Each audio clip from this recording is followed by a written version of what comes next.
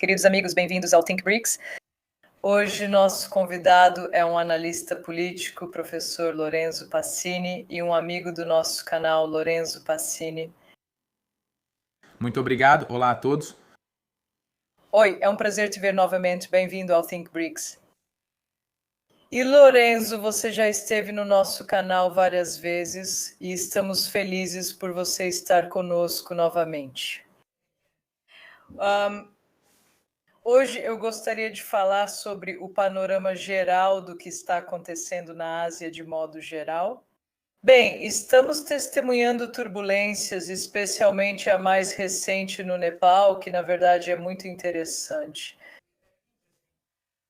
Pode nos dar um panorama do que está acontecendo? Muito obrigado. Bem, a Ásia está vivendo o momento de sua ascensão. Acho que estamos entrando no centro da Ásia, o século da Ásia. Significa que será a líder mundial em poucas décadas. Talvez seja o único continente com uma verdadeira liderança forte que vai liderar o mundo inteiro, talvez pelos próximos séculos. Sobre o que está acontecendo neste momento, vemos que toda a Ásia está sendo atacada em várias frentes. E nós sabemos, nós sabemos quem ele é. Que o mandante desses ataques, claro, é o Ocidente coletivo. Sabemos que isso é fundamental para países ocidentais, especialmente Reino Unido, Estados Unidos e também para a Europa. Neste momento, vemos que há um tipo de movimento por parte da França, da Alemanha, claro. Seguindo o Reino Unido para agir contra o mundo asiático, primeiro contra a Rússia, mas também contra o leste asiático, existe esse desejo de desestabilizar as fronteiras dos países asiáticos. Então vemos que eles estão atacando não só a Ucrânia, mas também desestabilizando os Balcãs. Eles estão desestabilizando o Cáucaso e o Mar Cáspio e, claro, estão tentando atacar na Ásia Central. Os acontecimentos no Nepal são uma evidência disso. Eu conheço muito bem o Nepal e tenho ótimas relações lá. Também com o governo, principalmente com o primeiro-ministro e o presidente. E também com o anterior. E ontem, quando tivemos os ataques, nos primeiros momentos dos ataques, entrei em contato com eles imediatamente. Eles gentilmente me responderam: na verdade, nós não sabemos o que está acontecendo de verdade. E eu imediatamente tentei verificar e analisar a situação.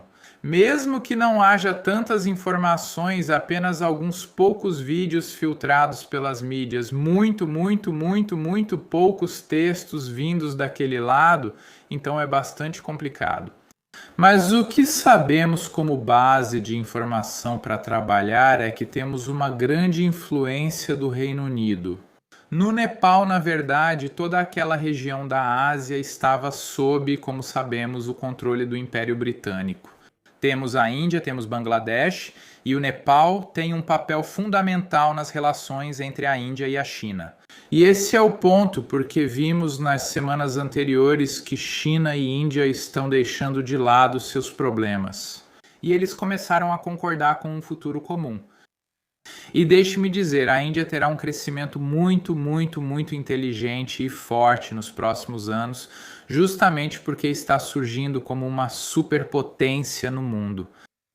E com a China, eles podem fazer juntos coisas muito grandiosas, mesmo que tenham pontos de vista tão diferentes, estilos tão diferentes. Também muitos problemas no passado, mas com a reunião da OCX vimos esse grande alinhamento entre a Índia e a China e o Nepal com um papel fundamental. O local deveria ser desestabilizado pelo Reino Unido. Reino Unido, que ainda tem no Nepal alguns investimentos com o Banco Nacional, alguns projetos educacionais. Na verdade, em sua maioria, todo o sistema educacional do Nepal ainda está sob o controle do Reino Unido, financeiramente.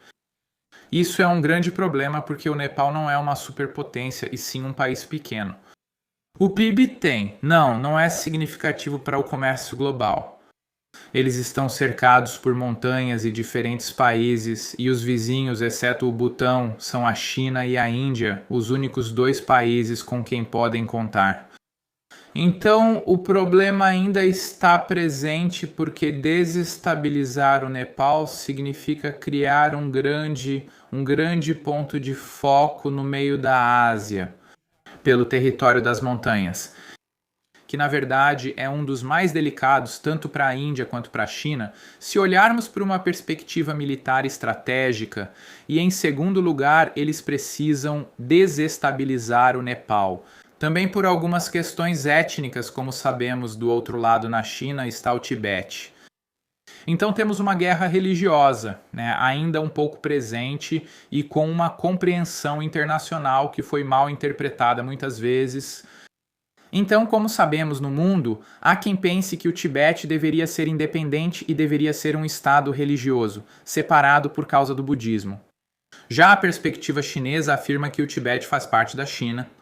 E pressionar esse tipo de questão pode desestabilizar a posição do Nepal em um contexto internacional. Mas também sabemos que o Nepal se candidatou ao BRICS, e deixe-me dizer que já vimos em outras ocasiões que, quando alguns países se candidatam ao BRICS, algo acontece. Esse é um evento muito claro que devemos esperar, assim como eu estou esperando. O mesmo vale para outros países que se candidataram na última reunião no Rio, e também para os países que se candidataram em Kazan em 2024. Vamos ver o que vai acontecer no Nepal. O governo está desmoronando. Acho que essa é uma decisão estratégica muito interessante, porque agora eles podem gerenciar melhor a solução. Mas a questão é que o Nepal não tem um exército forte e não tem uma posição que possa alcançar sozinho objetivos internacionais. Esse é o ponto. Então, desestabilizar o Nepal significa provocar a China e a Índia ambas juntas ou cada uma contra a outra. Ajuda muito e não é soft power nesse caso, mas talvez o exercício direto do poder deles. Será importante para os países ocidentais terem uma medida de sua influência na região e também ver como eles podem lidar com alguns eventos chocantes que podem tentar desestabilizar suas relações. Isso será muito importante. Devemos monitorar o Nepal. O Nepal, por exemplo, para os países europeus não significa muito porque praticamente não há relações diplomáticas com nenhum país da Europa. Mas é muito importante para o Reino Unido porque ainda representa um dos poucos núcleos de poder que eles têm na região. E se eles também quiserem pressionar a Índia, eu acho que esse é o caminho certo. Eles sabem onde precisam atacar. Talvez após o Nepal devamos esperar algo em Bangladesh também. Olha, você mencionou que a Grã-Bretanha tem grande interesse no Nepal, mas o mesmo vale para a China e para a Índia. Ambos os países têm projetos de investimento. Eles são vizinhos. Podemos dizer que o Nepal, toda essa situação que está acontecendo no Nepal pode se tornar uma nova frente para a rivalidade sino-indiana? Sim, eu acho que sim. Claro, China e Índia têm investimentos e projetos com o Reino Unido, mas eles são superpotências. A China consegue sobreviver sem os investimentos do Reino Unido e a China não precisa de ninguém para continuar. Algo parecido acontece com a Índia, mesmo que a Índia ainda esteja muito conectada ao mundo inglês, porque ainda está em uma espécie de era pós-colonialista. Não saíram disso de forma alguma no momento, então eles realmente precisam buscar outras tentativas de desestabilizar a Índia. Eu não acho que isso seja suficiente. O Nepal, é por isso que eu digo que eles precisam do Nepal e de mais alguma coisa. Porque talvez no Nepal, por exemplo, se virmos algumas missões de manutenção da paz pela China, ou pela Índia, ou até pela Rússia, porque o Nepal e a Rússia fortaleceram laços muito, muito fortes nos últimos 4 anos. Isso significa que talvez eles possam se oferecer como um parceiro neutro para resolver esses problemas, o próprio Nepal. Isso pode ser um problema, mas eu realmente acho que é para desviar de possíveis ataques e tentar atrapalhar a relação positiva entre Índia e China. É por isso que eu disse, se eles agirem juntos, se compartilharem a solução no Nepal, eles realmente seriam considerados heróis. Ambos, o que pode ajudar na relação positiva entre eles. Se não, se eles começarem, digamos, a cair na armadilha do Ocidente, eles podem voltar a ter uma relação negativa entre si. Por isso, acho muito importante um mediador neutro nessa situação para que eles possam encontrar uma solução melhor. Nepal é um dos países em crescimento. Não está no sul global, mas é um dos países em crescimento. Exatamente porque eles estão investindo muito com países multipolares. Então isso significa que eles precisam manter uma boa relação com todos os países do BRICS. É por isso que o ataque do Ocidente é inteligente. Eles estão tentando fazer com que os países do BRICS briguem entre si. Então, porque assim que vemos que China e Índia estão se reaproximando, dando passos uma em direção à outra, nas suas fronteiras surge uma situação desestabilizadora no Nepal. Bem, além do Nepal, ontem, Israel novamente fez algo que não deveria ter feito. Ataque militar, investida militar no Catar. Então, a situação, mesmo nessa região, está saindo totalmente de controle. Então, o que devemos esperar lá? A situação em Gaza, Catar, Israel, os Estados Unidos, tudo misturado de novo naquela região, quero dizer, no Oriente Médio. Então, de uma parte do mundo, vamos passar para outra. O que está acontecendo lá? Eu estava no Catar há poucos dias voltando do Sudeste Asiático e a tensão está muito alta. Eu me lembro que uma das poucas coisas que me disseram foi: nós realmente não sabemos o que está acontecendo, mas sentimos que estamos sob algum tipo de pressão. Deixe-me dizer, o Catar tem sido um daqueles países que, na verdade, nunca agiu corretamente em relação às potências do Oriente Médio, exceto com Israel. Porque o Catar, no passado, se pensarmos, por exemplo, nos anos 80 e nos anos 90, o Catar foi usado pelos Estados Unidos da América, foi usado por Israel. Também estava tentando fornecer ajuda financeira ao eixo da resistência. Mas, na verdade, todas as vezes eles agiram apenas pelos próprios interesses, nada moral, nada como uma batalha espiritual. O Catar, como sabemos, tem a maior base militar dos Estados Unidos da América e do Oriente Médio. Então, é um país muito, muito, muito importante. Porque para eles, é o base de fogo deles no Golfo e eles podem gerenciar muitos alvos a partir dali.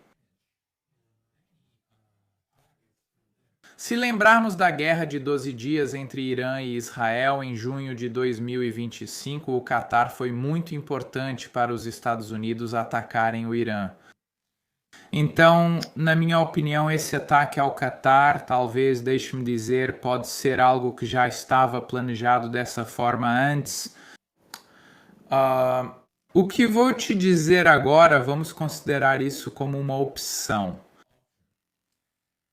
O Irã tinha muitos interesses em eliminar algumas infiltrações em todo o eixo de resistência e no próprio Irã. E o que vimos em junho de 2025 foi que algumas das pessoas que foram mortas, na verdade, eram pessoas ligadas às potências ocidentais. Então sempre precisamos, porque algumas dessas pessoas, na verdade, não são celebradas como mártires no Irã, e isso é muito interessante. Nem todas as pessoas que foram mortas são celebradas como mártires no Irã. Recentemente estive no Irã e me explicaram que há pessoas com as quais talvez possamos lidar para resolver os problemas de infiltração. Também gerenciando algumas tentativas, e isso é algo que funciona em todo o país. Devemos admitir isso, esse é o trabalho da inteligência militar. O que ocorreu no Catar foi isso mesmo? Desculpe, só após a Guerra de 12 Dias chegaram a um acordo. Você se lembra que os Estados Unidos da América se impuseram como mediadores nesse conflito? Só porque a gente sabe que Donald Trump realmente adora resolver, ser o solucionador de conflitos internacionais, mesmo quando eles mesmos começam conflitos internacionais. Eles só precisam que a estética deles esteja sempre perfeita. Bem, ele é um homem de negócios, então ele sabe como esse tipo de coisa funciona. O mundo dos 12 dias, e estou explicando isso porque, na minha opinião, está conectado aos eventos recentes, foi fundamental para os dois lados. Israel queria atacar o Irã, mas Israel sabia que não podia se dar ao luxo de atacar o Irã. E o Irã mostrou isso para Israel, lutando 1 a 1. Ok, literalmente um tiro, um tiro, um tiro, um tiro. Eles mostraram que estavam prontos para lutar uma guerra mais longa, e isso era algo que Israel não esperava de forma alguma, mas os Estados Unidos da América. Sim, fim do conflito. Que eles resolveriam esses problemas de infiltração de outras maneiras, mais, digamos, maneiras ortodoxas. Ok? Menos chocantes. O que aconteceu foi que o acordo, na minha opinião, não foi respeitado pelo lado ocidental e pelo lado ocidental. Eu também incluo Israel. Em Doha, havia essa delegação da liderança política do Hamas. E é muito importante para o Ocidente falar sobre o Hamas como uma criação de Israel. Essa narrativa foi criada há anos, na verdade, não agora. Historicamente, o Hamas nasceu muito antes das influências de Israel. E é verdade que nos anos 90 Israel permitiu que o Hamas recebesse algumas ajudas dentro de terras israelenses, mas na verdade é Palestina. E nesse sentido, o acordo sempre foi, sabe, de não haver um ataque direto às lideranças. Israel nunca respeitou esse acordo. E o que aconteceu em Doha é um sinal claro para o Irã de que eles não estão prontos para respeitar suas condições. E Doha também envolve os Estados Unidos da América. Quero dizer, eles decidiram lutar em Doha. Eles poderiam interceptar a liderança do Hamas em outros países, poderiam interceptá-los, por exemplo, quando estivessem voando de volta para casa ou tentando algo assim. Na Palestina, ou no Líbano, ou no Iraque, em outros países do eixo da resistência. Eles fizeram isso lá para enviar uma mensagem também à liderança atual dos Estados Unidos, não apenas a Donald Trump. Como sabemos, eles são sionistas e apoiam o grande Israel, mas a América está lutando por seus próprios interesses. Como vimos nos últimos meses, às vezes a liderança americana não estava apoiando Israel de forma alguma. E isso é um problema para a liderança de Netanyahu. Eu esperaria, deixe-me dizer, uma queda de Netanyahu nos próximos meses, talvez até o final do ano. Porque eles estão comprometendo Netanyahu o suficiente para substituí-lo. E agora também sob um olhar internacional, ele é o mestre do século. Isso quer dizer que ele está comprometido a ponto de poder ser substituído por outro líder. Porque sabemos que o problema não está no Netanyahu em si, é um sionista, na verdade, muito enraizado nos Estados Unidos. Ao não respeitar esse acordo, eles estão provocando o Irã e o Catar. O Catar é uma potência financeiramente muito forte, mas militarmente não, e é muito pequeno, e isso não faz sentido. Deixe-me dizer, se olharmos para a lógica interna das superpotências, elas podem destruí-lo muito, muito rápido. E também Israel poderia atacar o Catar se tivesse interesse em fazer isso. Além disso, porque o Catar é um país árabe e, como sabemos, Israel não gosta de árabes. É um quadro muito complicado, sim, todos eles é um quadro muito complicado. Mas tente pensar, que tipo de mensagem significa para Israel atacar um Egito político? Como sabemos pelas notícias, eles sobreviveram, então não os mataram. A liderança do Hamas agora vai voltar para casa, talvez aceite voltar para casa, e não está pronta, não pensa que vai ser, fazer isso, e que eles... Outra mensagem que eles receberam é que Israel nunca respeita cessar fogos. Israel está procurando outra solução e Israel também está pronto para fazer jogo duplo. O tempo todo, às vezes ajudando o eixo da resistência, às vezes não. Esse é o ponto. Eles não são confiáveis e você nunca sabe o que esperar de Israel. Eu espero e concluo que os países do eixo da resistência finalmente aprendam que não podem lidar com eles em hipótese alguma. Eu sei que é algo muito delicado. É muito, sabe, esse tipo de coisa nunca é preto no branco, é mais cinza, com muitas, muitas sombras. Mas eles precisam aprender a ser completamente independentes, também em sua mentalidade, não considerando Israel como um possível interlocutor em seu relacionamento. Talvez ir direto para os Estados Unidos seja melhor, mas a presença deles é perigosa demais, e eles precisam trabalhar por conta própria e não confiar em ninguém. Se eles confiarem nos Estados Unidos, no Reino Unido, em Israel, na Arábia Saudita, eles nunca vão vencer a batalha deles, isso é certo.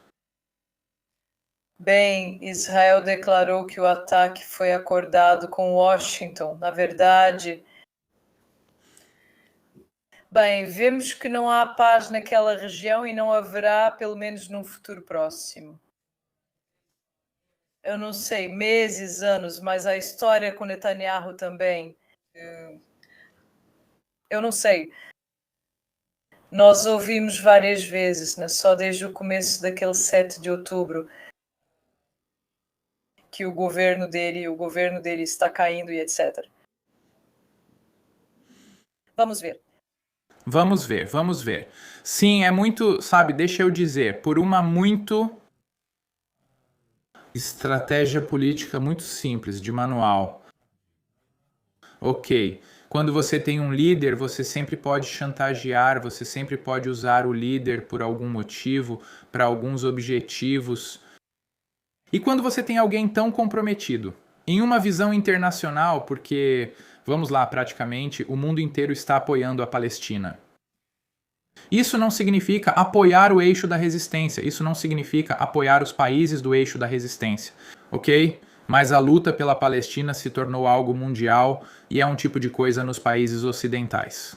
É uma batalha humanitária e, pelo ponto de vista humanitário, ele está comprometido. Quero dizer, ele realmente ultrapassou o limite muitas vezes. Isso significa que eles podem substituí-lo. Sim, talvez por outra pessoa, que seja mais fácil de administrar, mesmo que ainda seja um sionista convicto, talvez da direita, mas eles precisam dessa transição, e isso também aconteceu no passado, foi o mesmo em Israel. Se olharmos para a história de Israel desde Ben-Gurion como primeiro-ministro até hoje, ele sempre, isso é uma tendência matemática. Sempre mudaram o regime quando os líderes estavam muito comprometidos e precisavam passar para outra pessoa. E isso também nos dá uma ideia de quem está governando a liderança política em Israel, que na verdade não vive em Tel Aviv, com certeza.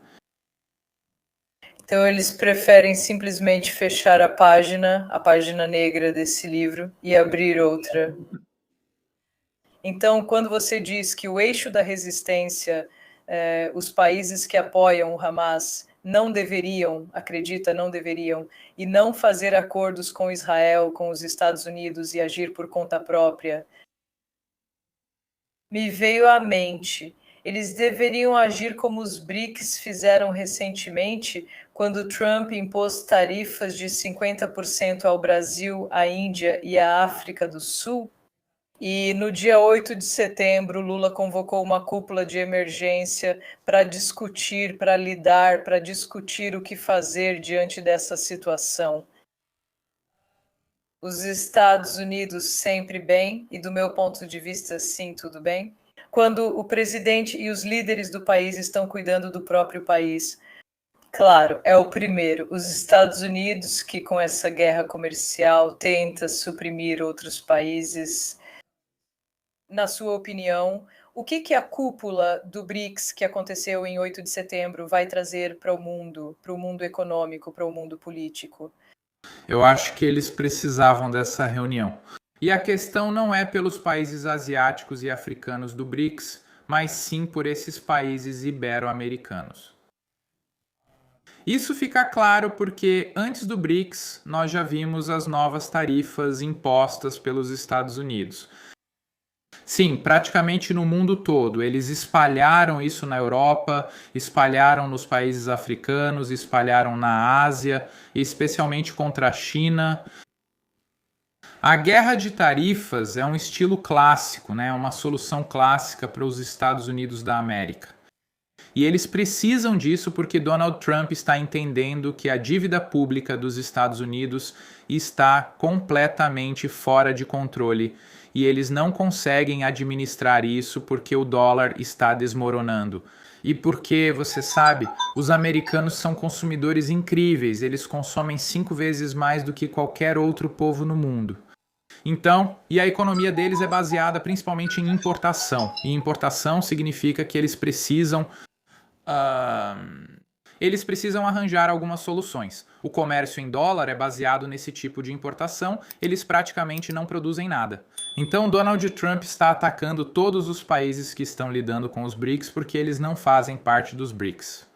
E nesse sentido, deixe-me dizer que é muito, muito inteligente porque os BRICS estão usando isso para mostrar ao mundo, para os outros países, que o sistema dos BRICS funciona.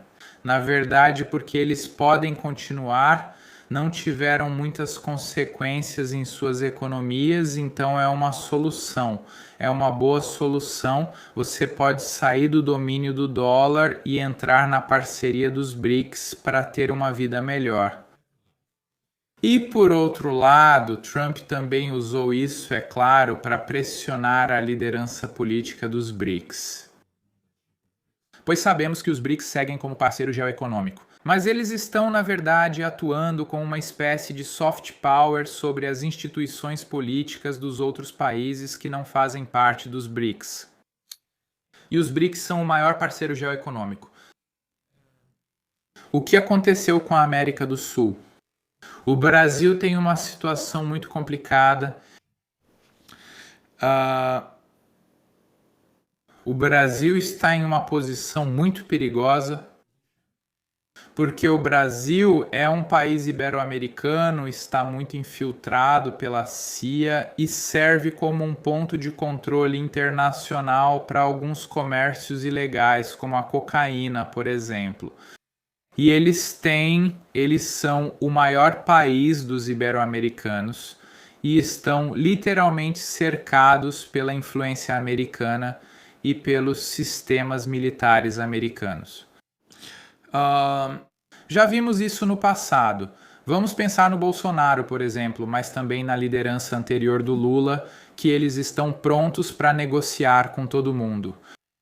Só precisa ser conveniente para eles, ok? E não importa se eles têm alguns problemas com outros países, ok? Eles não se importam em tratar com alguém. O que vemos agora é que Trump está atacando, também com o Reino Unido, a Venezuela, que na verdade são meio que vizinhos, ok, na região.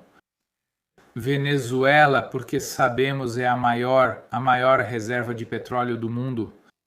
E uma parte da Venezuela é, na verdade, controlada por soldados ingleses, então eles precisam desestabilizar a Venezuela. Eles tentaram quase todo mês, mas agora o ataque está mais intenso. E para fazer isso, claro, eu acho que Trump precisa encontrar alguns acordos com os países vizinhos, e o mais forte é o Brasil.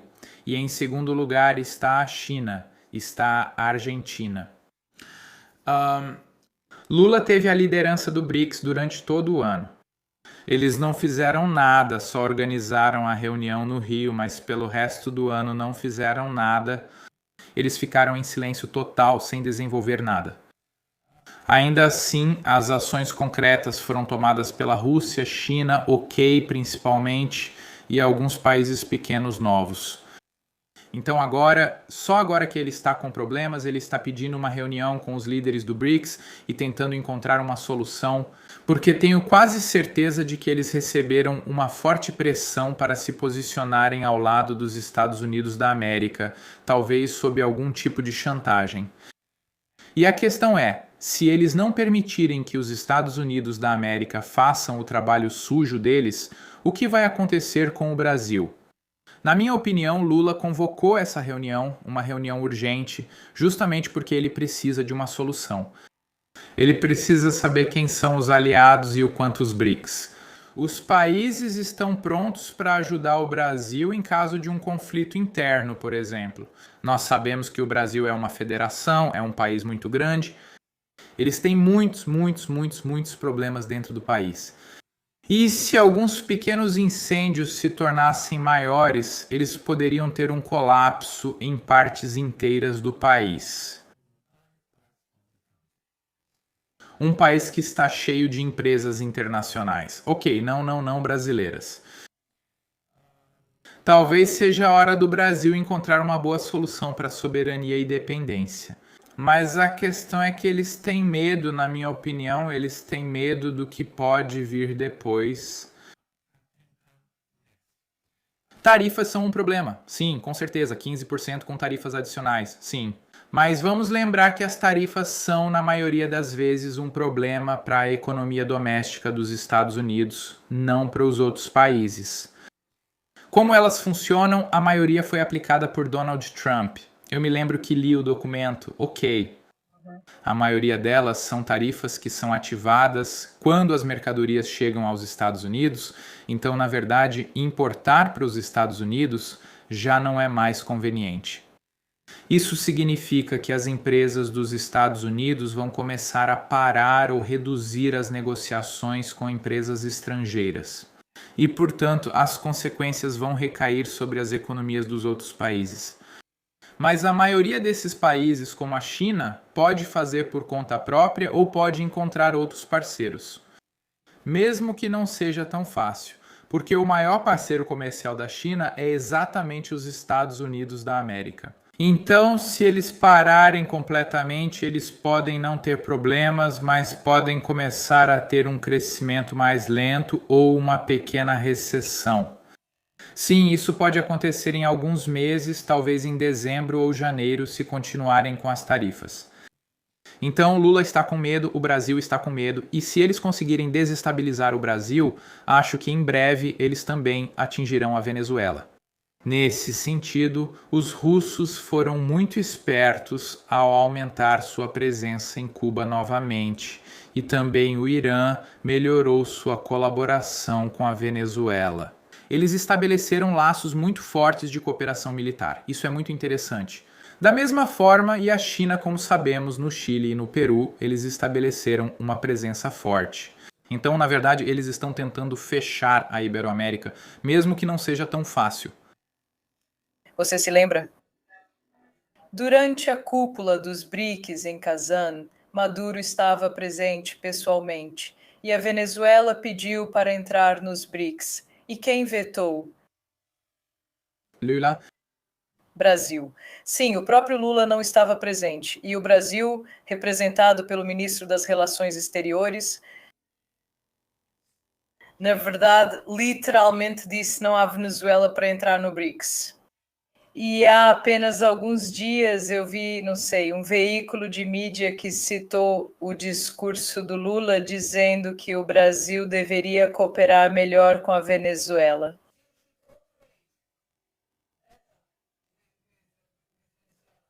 E eu pensei, depois de 2 anos... Yeah. Depois de 2 anos, você percebe que talvez aquela decisão de vetar a Venezuela no BRICS tenha sido um erro. Quem sabe?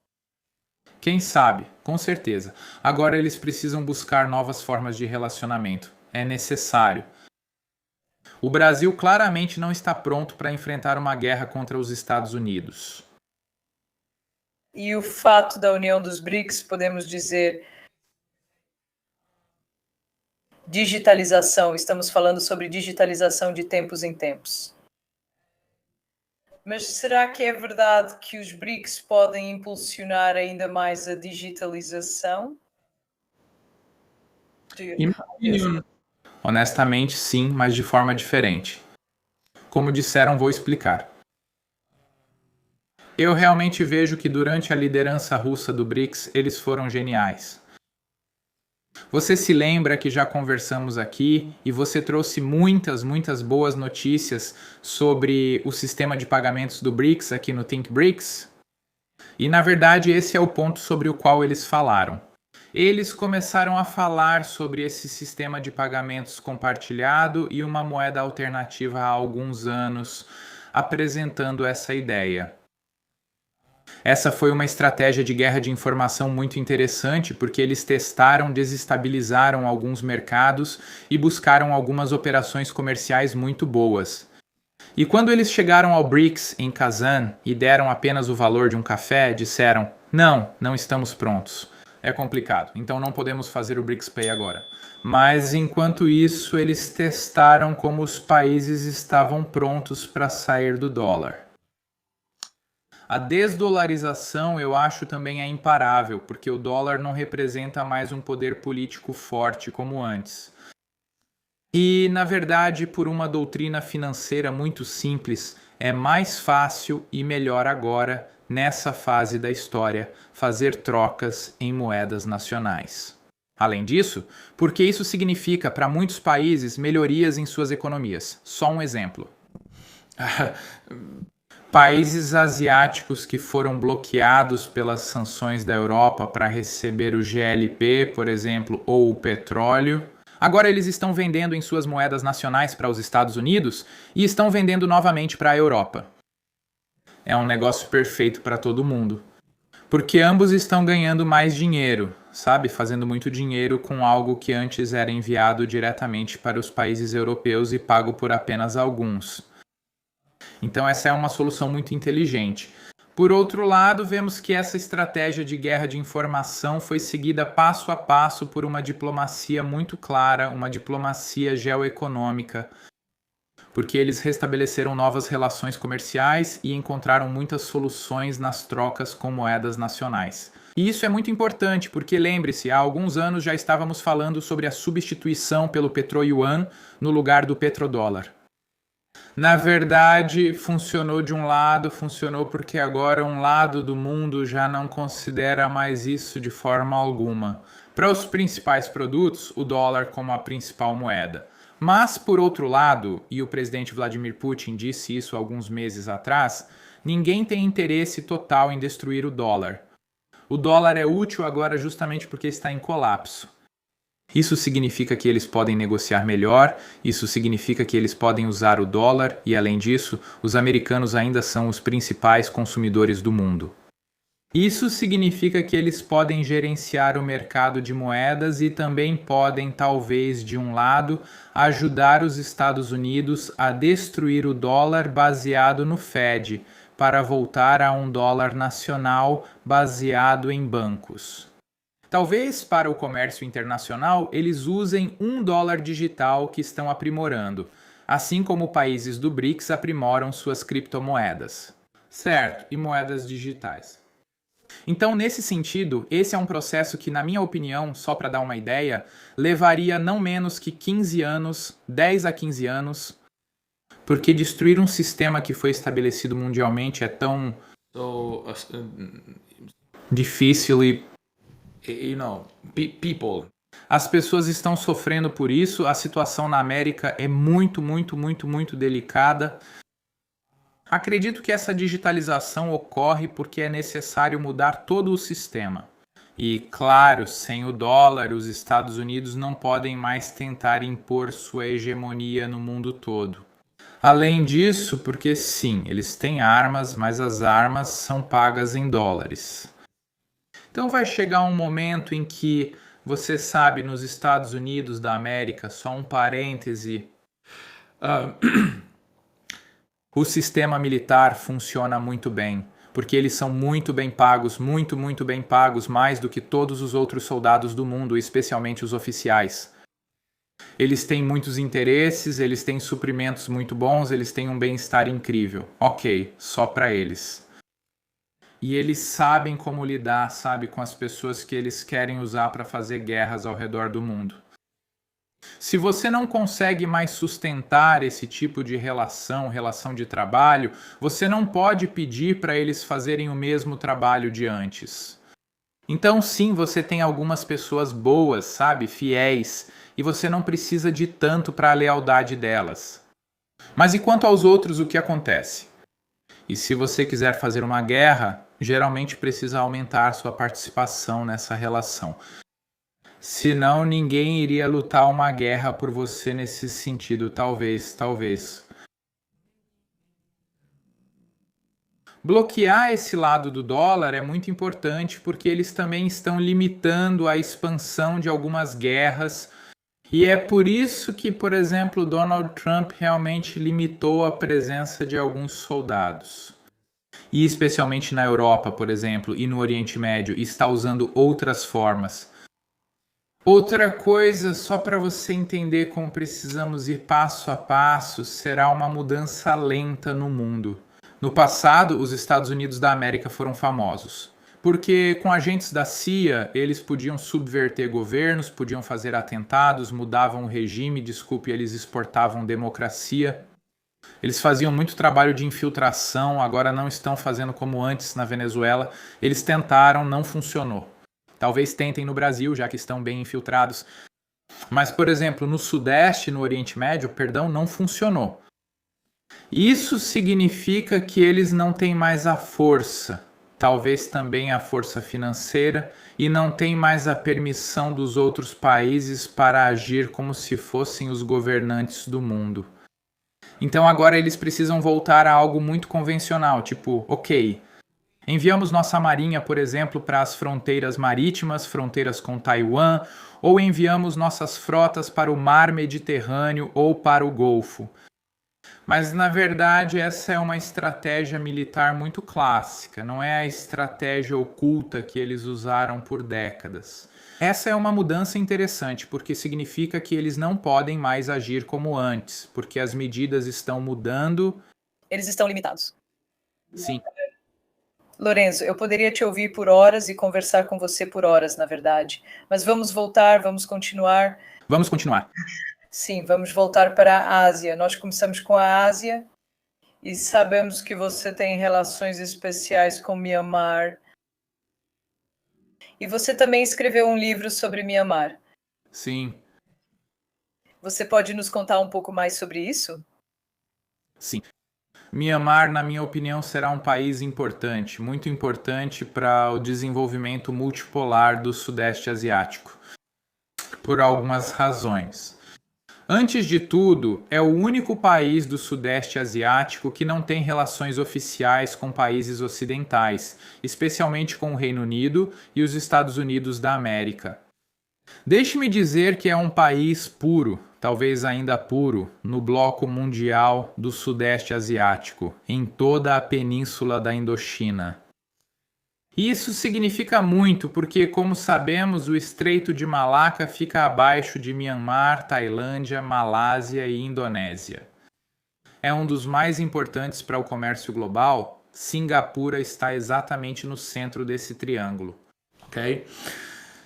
Por exemplo, Myanmar está trabalhando para cortar parte do comércio dentro do Estreito de Malaca, que é controlado militarmente pelos Estados Unidos da América.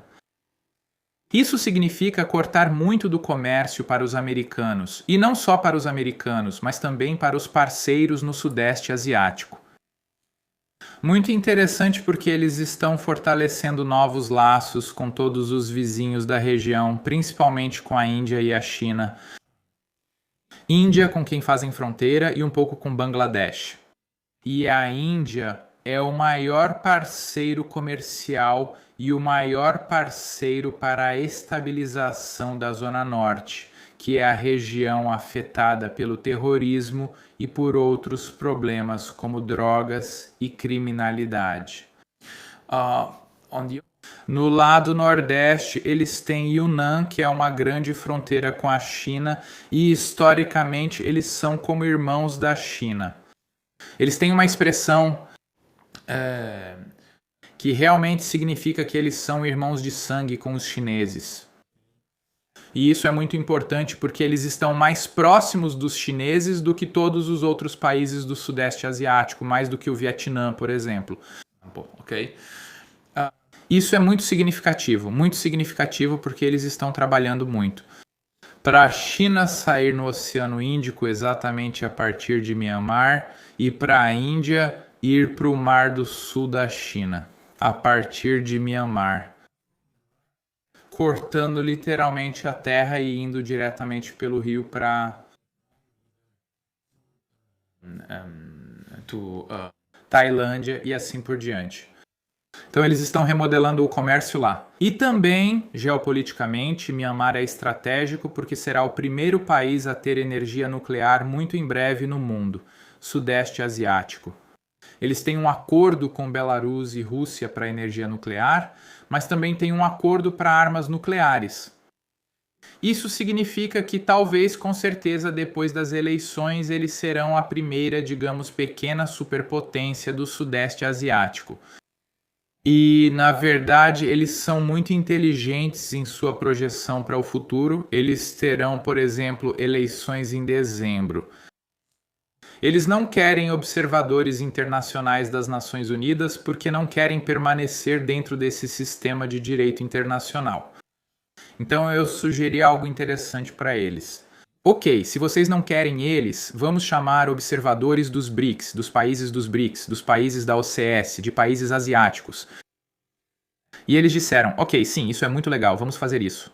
Então estou ajudando eles a organizar alguns observadores, tipo 5, 10 pessoas de cada país, para irem lá, serem um pouco educados sobre a geopolítica e a geoeconomia de Myanmar e do Sudeste Asiático. Assim eles iniciarão uma nova tendência. Que diz, nós não precisamos ser reconhecidos pelas Nações Unidas e por todo aquele sistema antigo baseado em Nova York, nós precisamos de outra coisa. Acreditamos que Myanmar se candidatou ao BRICS. Devemos buscar um mundo multipolar e eles trabalham muito por isso. Também na educação com a geração jovem, eu estava dando uma palestra, 7 horas de palestra para os 2.000 melhores alunos de todas as universidades do país. Foi incrível. Eles estão muito focados no futuro. Eles são alimentados com multipolaridade e por isso estão construindo perspectivas muito boas para cooperar. No BRICS, na OCS. Além disso, eles estão trabalhando para uma nova parceria no Sudeste Asiático, porque, como sabemos, a ASEAN foi, você sabe, pausada há pouco tempo, porque não está funcionando como antes, e porque era um parceiro que foi inventado pelo Reino Unido.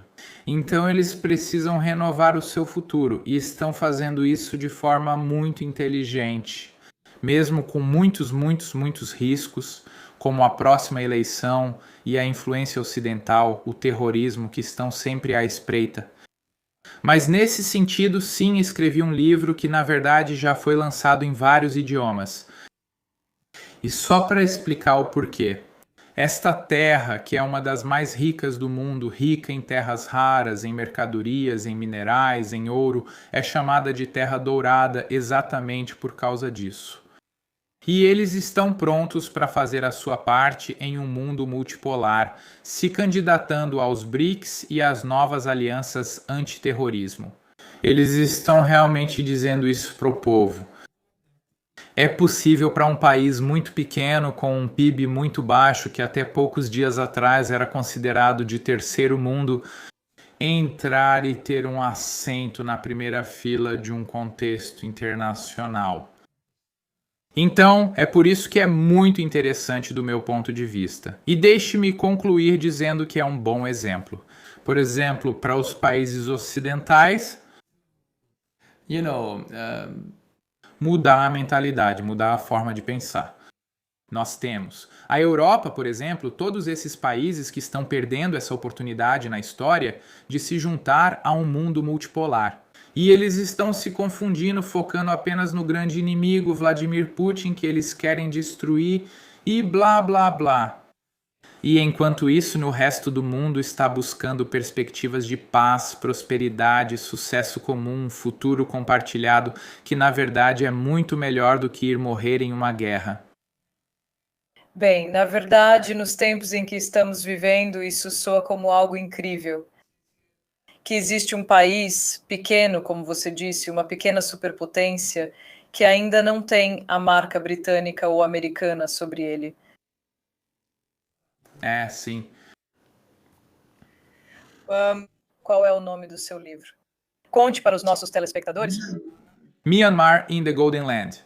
Também está disponível em formato digital, mas na Amazon você pode encontrá-lo tanto em livro físico quanto em e-book. Está disponível em italiano, inglês, francês, birmanês, chinês e em breve também em russo. Então, na verdade não foram escritos muitos livros sobre Myanmar, então é isso. Estou tentando conseguir um. É muito interessante ler, na verdade, porque você está certa, não foram escritos muitos livros e sabemos tão pouco sobre esse país. Exatamente. Aos nossos espectadores, muito obrigada por nos acompanharem. Fiquem com a gente, inscrevam-se no Think Bricks e até a próxima. Obrigada por assistir.